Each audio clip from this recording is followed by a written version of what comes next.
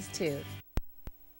Welcome back, Southeast Texas. Again, I want to emphasize we're under a tornado watch till 8 o'clock, but at this exact moment, we don't have any warnings in effect, but we still have a very potent, severe or strong thunderstorm over central portions of Jefferson County. I want to take a look at this again from the National Weather Service to see what they're saying, because they're still indicating that right through here, we do have some rotation now moving at about 14 miles an hour. No hail officially with this storm system, but we definitely have some very heavy rain, some high winds underneath of this. Let's plot exactly where it is headed.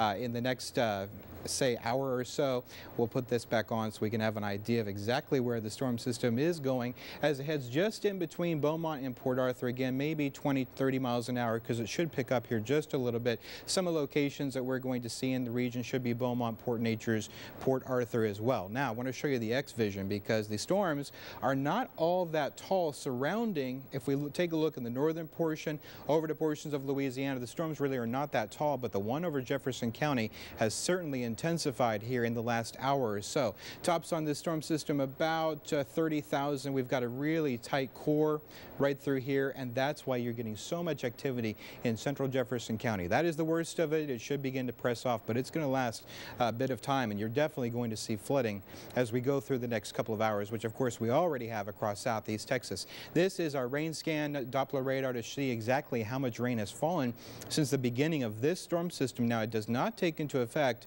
what happened yesterday, and yesterday many locations saw anywhere from 2 to maybe 5 inches of rain. So we've had additional rainfall from this storm system that's been very heavy as well. Take a look at a couple of the heaviest locations just north of Coons. 3 1/3 inches of rain. Chambers County has just been walloped with this storm system, 2.5 inches. Now, Jefferson County officially, many locations only reporting in 1 to 3 inches, which is not considered a lot, but we have a flash flood warning in effect for all of Jefferson County because of what is moving into the region. They're forecasting so much heavy rainfall in the next hour to 90 minutes that they think the flooding is going to be a guaranteed problem. Usually they wait to issue those warnings, but this time they did it preemptively for the storm system. We're quickly going to take a look at the futurecast. Overnight down to 65 degrees. The frontal boundary is eventually going to push into Southeast Texas probably sometime between 7 and 10 in the morning. It's going to be a dry day on your Sunday, and the frontal system is going to press away from the region, and that's going to leave great conditions on your Sunday. High temperature right around 80 degrees.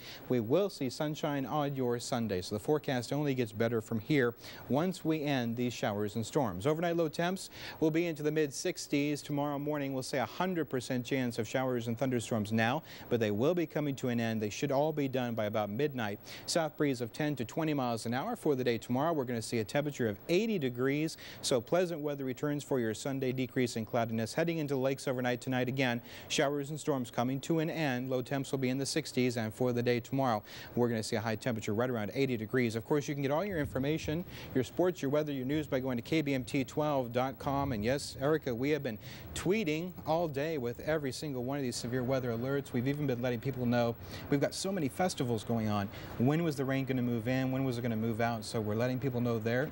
We really encourage you to sign up. It's a great resource for you to have. Okay, we haven't really heard from anyone with the Neches River Festival. I believe their parade started at 11 this morning. I'm pretty sure they didn't do much after that. Yeah. And someone called with the El Mercado Days. All the festivities for this evening have been canceled for El Mercado Days in Port Arthur.